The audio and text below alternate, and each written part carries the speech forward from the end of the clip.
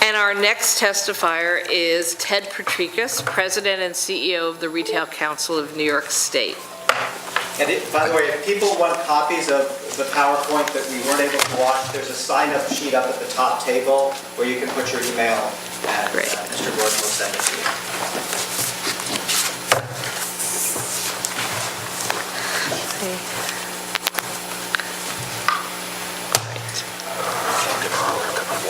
Okay. Thank you. Oh, and Ted, you'll introduce your colleagues. Yes, thank you. Thank you.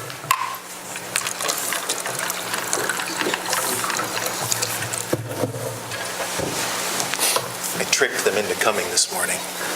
I said, you guys aren't doing anything today. You can sit a little closer so it looks like we work together. No, they don't want to be affiliated with you, That's apparently. true. That's true. Good afternoon, Senator Krueger. For the record, my name is Ted Potrikus. I am President and CEO of the Retail Council. To my left, I am joined by two of my colleagues. Far left, Rob Leonard. Rob is the Executive Vice President and CFO for the Council, and to my immediate left is Michelle Coons, and she is our Director of Customer Service. And I asked them both to be here in the event that you had some technical questions about the payment card technologies. Michelle's out on the road all the time, meeting with predominantly our smaller members, because as you know, we represent a couple thousand mom and pop type establishments. And if you have any questions about bank card processing, she's the best there is. And I brought Rob because, Rob also is an expert in the payment field technologies, and I wanted to make sure that we were able to fully answer any questions that you might have today. And I have no written testimony at this time. I can follow up with something more formal, but I really appreciate the opportunity that you've given us, as you always do, to listen to both sides and to hear what we have to say. And as I'm listening this morning on both issues, on both the suppression and on what we just heard about with the technology, about real-time payment, I'm thinking a couple things. The first is, we are endeavoring to try to build a better mousetrap. And the second is, oftentimes in my life when I've been told to take this because it's good for me, I look askance at that a little bit, and some of the things that I've heard this morning I'm a little bit concerned about. So I'll speak to them through your statement at the beginning about what you were trying to get out of today's hearing. And you talked for a minute about simplification. How can we make it simpler? And I wish I had the answer to that. We heard a few minutes ago about the different ways that sales tax is applied to items, and I still can't figure it out in New York State. Iced tea in a cup is taxable and in a bottle it's not, or vice versa, the big marshmallow, the little marshmallow. That's the sort of simplification that retailers have been wrestling with for years and years, and we just never know which way some of the decisions are going to come down.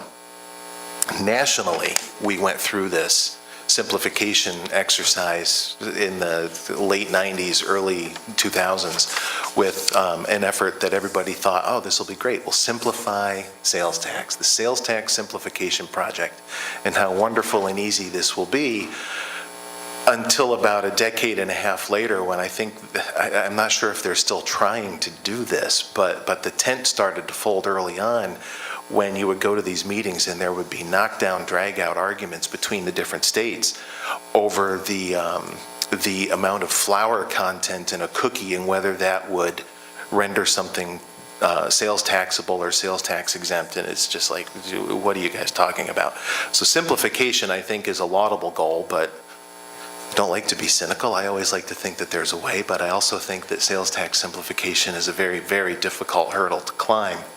As for the suppression devices, I think you've been a leader in that in New York State in trying to get these things banned over the years. And as you know, you have a full ally in us.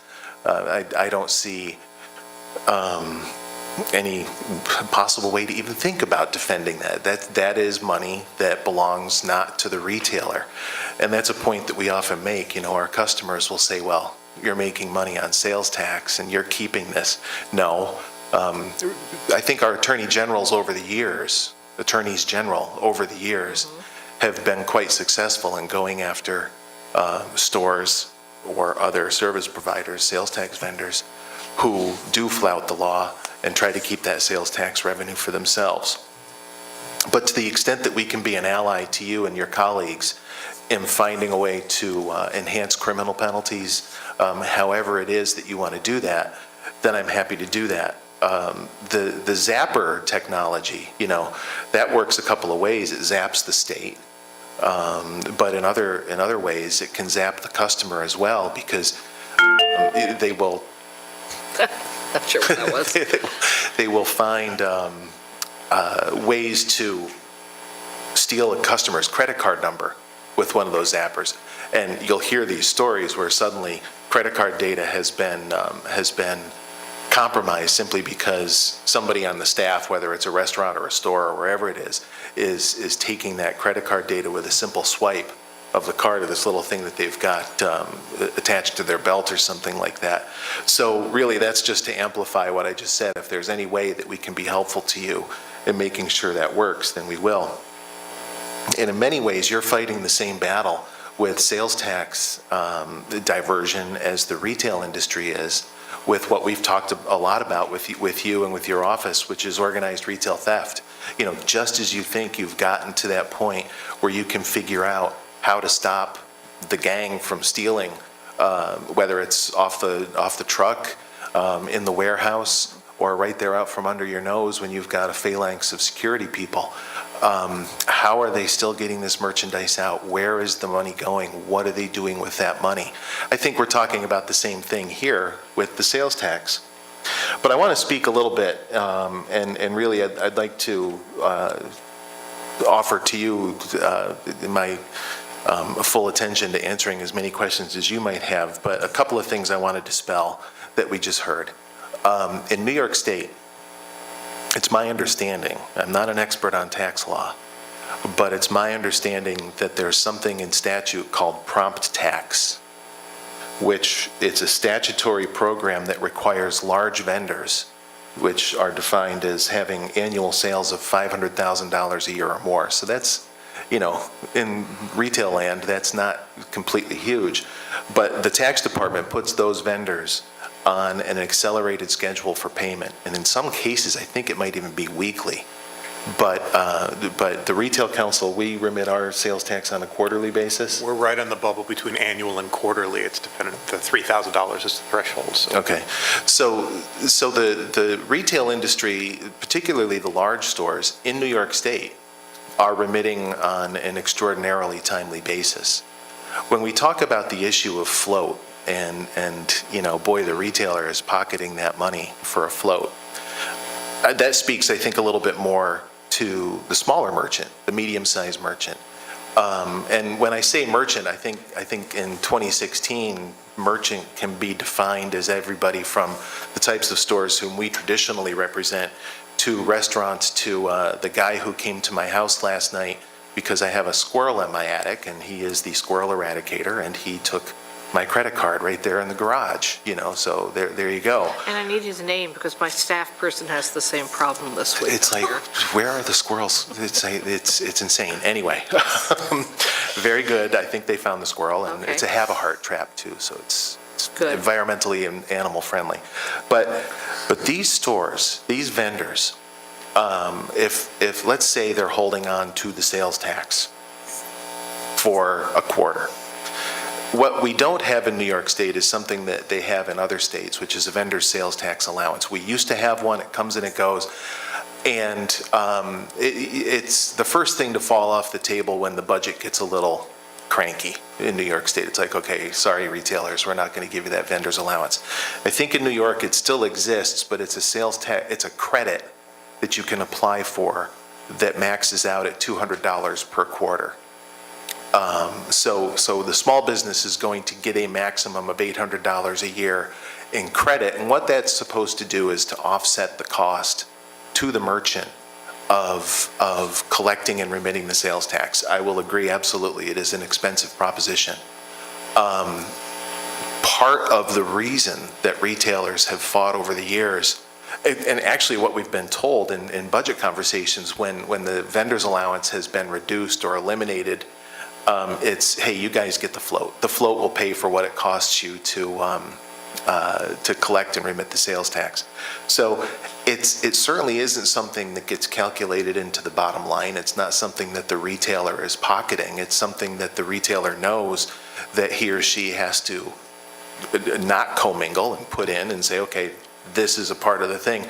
I've often said in interviews or in conversations with lawmakers that the last thing that a merchant wants to do is get on the wrong side of an audit with the tax department. And that's not to discredit the tax department. They're certainly doing their job. So when I hear and reading some of the materials that, well, here's a technology that would get rid of or reduce substantially the need for an audit, I think two things. First is no, and the second is we're still going to get audited. There's never going to be a day, I think, when a revenue department or a tax department does not get involved with auditing. And on this, what about the cash sales? You know, retailers still do accept cash and checks and money orders and things like that.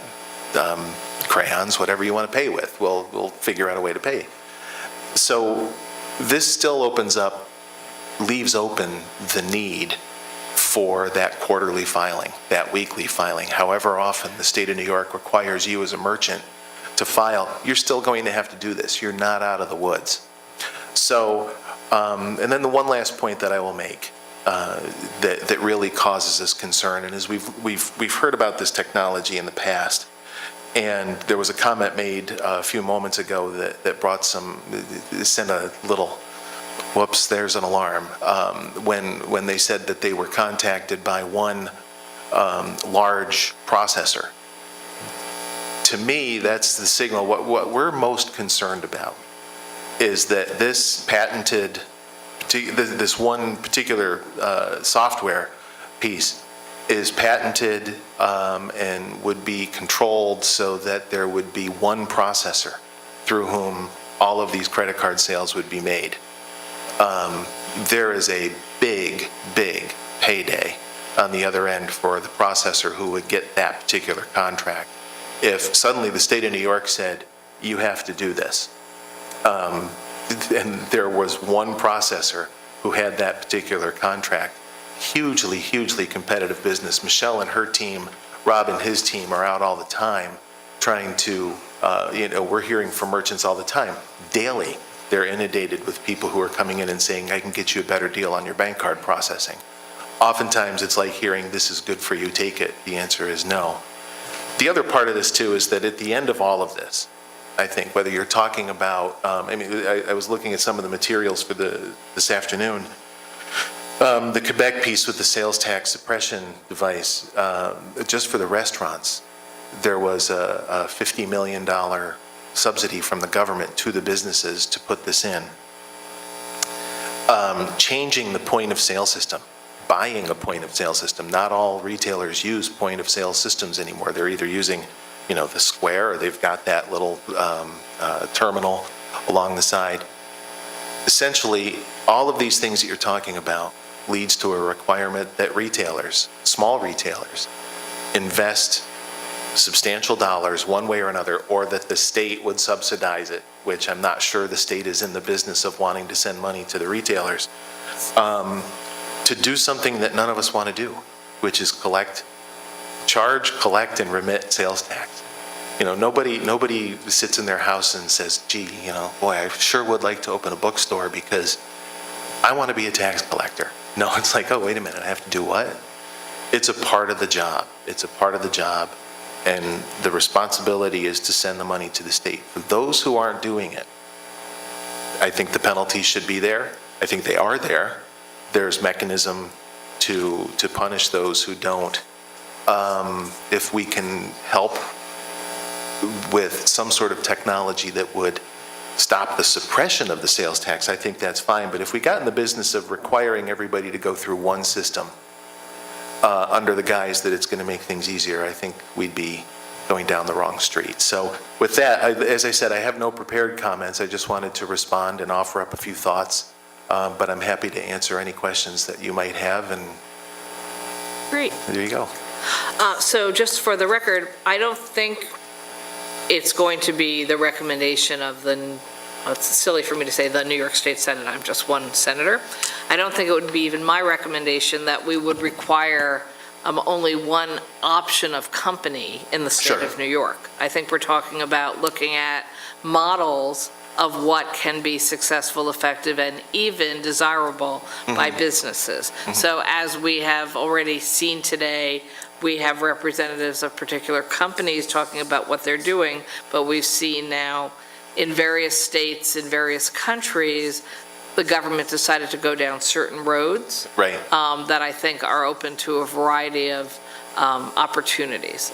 I think you can have one discussion about should there be only one company who's processing daily transactions of sales tax collection versus the concept of having a model of point of sale sales tax collection. And yes, POS, you're right, it's language used for one type of sales, even though Right. there's all these different ones. But I think really when I say point of sales, I mean, at the moment you're making the sale. Right. And you know that you've collected X amount of sales tax, are there more efficient, more secure ways to get that tax to the government? And can there, in fact, and I think that I appreciate the previous testifiers bringing these up, are there ways to do it actually that are wins for business themselves? So I very much appreciate your brief education about the fact that under the prompt tax model, we're already requiring on a weekly basis for businesses 500,000 and above. So conceivably, shifting to a daily basis might almost be invisible depending on how that system is set up. I don't know. Yeah, I'm not sure that it would be, simply because you hear about models, and I think the whole streamlined sales tax experiment from 15, 20 years ago started as the idea of, well, wouldn't this be a great model? Everybody will do it this way. And when you're talking about a big brand retailer, they're going to have stores in every state. So trying to streamline everything so to fit one, you've heard me, make that complaint for years and years. We can't just do it in New York. Interestingly, some of the ideas from Europe, boy, I would love it if we could follow the European model of chip and PIN for credit card security. But the United States is not. We're at chip and signature. And that's something that has been extraordinarily efficient in Europe as far as cutting down on credit card fraud, but the banks and some of the credit card companies are really balking at bringing that over to the United States because it's a model that doesn't fit into the way that we transact our business in the United States. Again, not just in retail, but I think in any vendor accepting a credit card. So it's really hard to import. Although, again, and you're right about the tax simplification when we were all attempting state by state to Yeah. agree on our definition of what would be sales taxable in what way. I participated in some of those meetings. Yes. And I was also very entertained about when is a cookie a candy, when is a candy a cookie, Yeah. and why are we sales taxing them at different levels. All right, I get that. I don't think the discussions we're having today are actually nearly as complicated, but they're more technical. So we're not actually suggesting changing the definitions of what gets taxed. We're not changing the tax law of increasing taxes.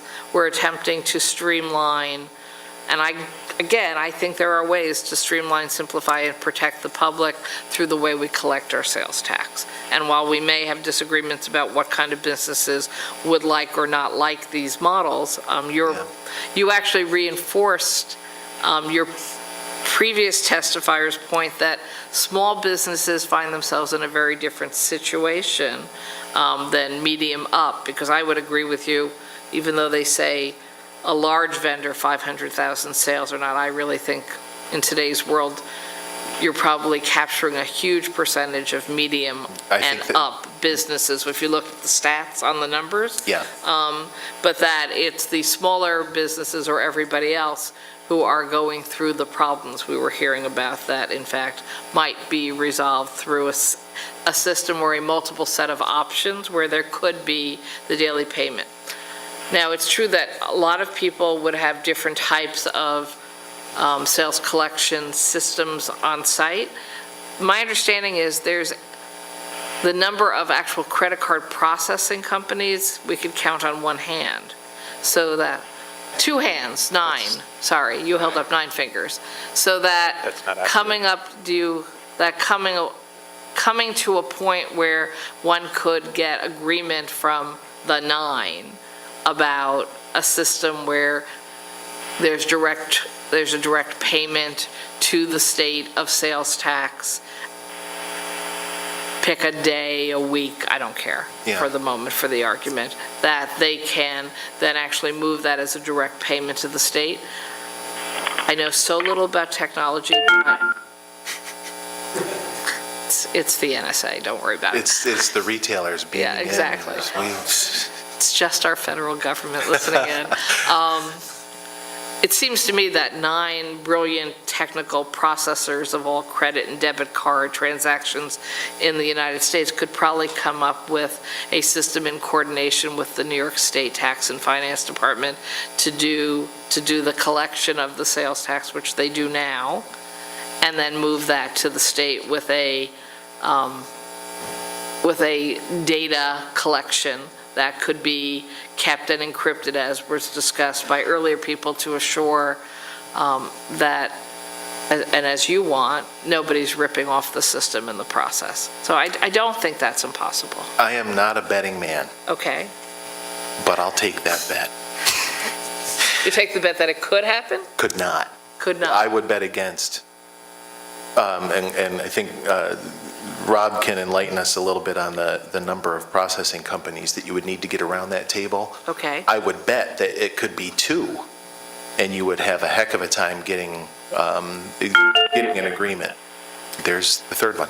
But I do want to say just one thing that I would urge you to do, which Unplug it. I would urge you to not saying that you are, Yeah. but I don't want to oversimplify by saying that because some businesses, whether they're retailers, restaurants, squirrel eradicators, whatever they are, may have some cash flow problems, may not be able to do this sales tax collection and remittance. In my almost 30 years with the Retail Council, I could probably count on one hand the number of times that our small members have called to say that they have a problem with it. They don't like to Right. do it, but it's a part of doing business, and it's a part that they understand. And so I think any time that you're introducing the idea that, well, this would be good, this will be good for small business, you guys are really going to like this. I would urge the state legislature to be very, very careful about how we meet that out, because making the assumption that because a couple have had a problem, and that means that all of small business is going to feel a certain way about this, I would urge that we not do that, because it's just not the case. By and large, I think the retail community does this as a matter of course. They know what they are supposed to do, they know what they're not supposed to do, and they don't want to be the next business that has the sign on the door that says closed because of, some sort of tax thing that they did or didn't do right. I think the predominant number of merchants out there are able to follow the sales tax collection and remittance law as it's done. Are there going to be bad actors? Absolutely. Are there going to be people who purposefully not pay their sales tax to try to keep that money? Yes. I don't think that we should require the other businesses to follow a different set of rules. The rules are there. The rules have been followed for years. Rob and Michelle sort of leapt up a little bit when we counted 9. How many? I couldn't give an exact number of 9. I would think it would be a larger number than 9. It's a very spiderweb type business. There are multiple people involved in the chain. 9 may be the number of the large players, the First Datas of the world and the TransFirst and the global payments. But there are small banks. Our own bank does their own processing. Yeah. There are multiple. It's a very complicated issue. I would agree with that. It would not be as simple as getting them in a room and saying, let's make this happen. I think there are It's an extremely complicated process, and the amount from the merchant to the actual, when the money actually ends up where it's supposed to be, there are a lot of hands involved. So I think it's a little more complicated than just getting everybody in a room and saying, let's get this done. Did you want to share something? I don't want to cut off you first. Well, I'm looking at how a transaction actually conspires at the register. Only corporate cards right now and business cards actually asked about of the sales tax. So you'd have to go back to all the card companies and have it required that every card company request sales tax to be entered into the terminal. So then, once again, you're looking at all the banks out there, all the Capital Ones, Discovers, all of those companies will actually have to also have the cards say how much sales tax is there, so that the correct information is being sent to the processor.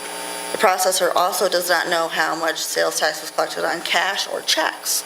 So you're still going to have to duplicate. So yeah, daily I'm going to be paying my sales tax for certain charge cards, but I'm still going to have to go back and redo my sales tax based on cash and check that I also took. So there's a lot of different players that you can't just say one player can handle it all. So the card processors wouldn't have any liability for cash and checks. That would still be the responsibility of the retailer. Correct. Right? And the processor, so I'm visualizing when I go and pay for something with my credit card, because I'm one of those millennials who barely ever uses cash anymore. Although I haven't tried the swiping at Starbucks yet. I must admit, I still just, actually people walk in, hold their phone up, Yeah. and are paying for things, and I'm like, what the heck are they doing? Yeah, and then it's, So I'm not my, really a millennial. my data got stolen. Well, Yeah, it's I'm not because you're really, exactly. But it does always line out sales tax versus retail price, and then in restaurants, tip as well. You're saying that doesn't transmit to the, through the credit card to the processor? Not to a credit card terminal. You're probably looking at a receipt from like Macy's or somebody that has a receipt coming out of a computer system. Or if you're looking at one that they write down on a piece of paper. But if you look at an actual terminal receipt, a credit card receipt, it doesn't break down the tax unless you have a business card. Or And a corporate business card is defined as what, I'm is a sorry? card that, But it's like the card that I have through the Retail Council of New York State, and it's Issued by M&T Bank, and it is designated as a corporate card. We use the example as we came in here. If Ted purchases something with the corporate card, and it's a $100 item in New York, you will see $100 plus $8 in sales tax. If he does it with his XYZ Bank credit card, it just will say $108. So the systems can do it, but they only do it selectively for certain kinds of Based on the credit issuing cards. card, yes, ma'am. correct. Yes, Senator. Do you know why? I couldn't speak to why. There's a financial part of it, I'm certain, that it is not inexpensive to do such things. Okay. it's hard to answer questions of why with some of these credit card things, because when you look at the contract that you have to sign in order to, it's same thing as, why were small marshmallows not taxed and big marshmallows were. And then for the record, we asked a few of these companies whether they would come and testify today, and I think no one said yes. Is that right? We didn't ask the processors? Oh, I thought we were. Sorry, well, then we'll have to have a second hearing and ask them. Jumping back around, so if I'm hearing you correctly, you support our coming up with better ways to capture suppression and fraud through software and other types of computer systems. That is not something you oppose. No, provided that we didn't have to pay for it, of course. We have new expenses now as retailers. Right, well, apparently we can use Africa's model and only cost a couple of dollars a month. Perhaps that's not realistic, but I do think it's a fair point that other people today made and gave us examples of what different countries and different states are doing. By all right? means. If the state of New York is going to dramatically increase our take of sales tax that we should have been receiving and have not been, is it reasonable for the state to invest in the upfront costs of ensuring that we can continue to collect a larger amount of sales tax. I think that's a very valid discussion to have. As do I. Okay, the models, and I think one of the previous testifiers, if not two, highlighted the Quebec model in comparison to systems that have gone into effect since then is a more expensive model because it was, they were early out of the box, so to speak, and they did put, they ended up having to spend more money than I think most of us would have to do in moving into this system today. And if you look at what other countries are doing, or even other states, it's not nearly the kind of cost per business, which resolves, I think, some of the concerns on both ends. Could the state make the investment to get this money back? Probably. And if there was some kind of shared cost model, would it really not be that expensive? Sounds like that's probably also the case. Yeah, and to that point, and I'll go back to what I said at the outset, which is I think we're all trying to build the better mousetrap here, and going back also to the comparison with the retailers' fight against organized retail theft. The one thing I would say is that the minute that we find the way to attack this problem, the criminals have figured out I hate to say this, but they tend to be one step ahead. If you are hell-bent on not sending sales tax, you're going to keep that sales tax. You'll figure out a way to defeat the newest technology that's come along. That sounds so cynical on my part, but when we've talked about organized retail theft in the past, I've used Scooby-Doo as a cultural reference, because you just shake your head and say, if they would only use their brains for good, because the criminals come up with fantastic ways of stealing stuff. You're like, dude, how did you figure out how to do that?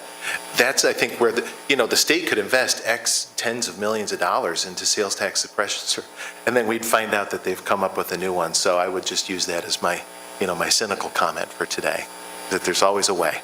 Well, I think that's actually a reason for the state to jump in, because we know that they are coming up with endless things, right? And as I believe the professor testified before, one of the lessons perhaps for companies is don't hire a really smart MIT graduate, because he'll figure out how to swipe your money through the computer system at night just as much as somebody on the outside attempting to do so. So I do think using computer technology, recognizing it has to keep evolving, is actually something we need to do.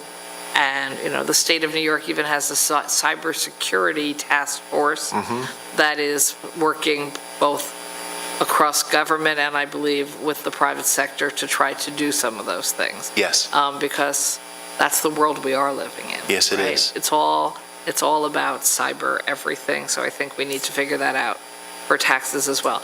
You had pointed out you needed to be out of here at 1 o'clock. Yes. It is 1 o'clock. Thank you. So I want to thank you for your testimony, and we will be following up also with you. Great. This hearing, as it was intended, is just driving more questions. So, Great. Well, Senator, you're terrific Thank about you, always Senator. asking us to be a part of the conversation, and I appreciate that. thank you very much, all three of you. Thank you.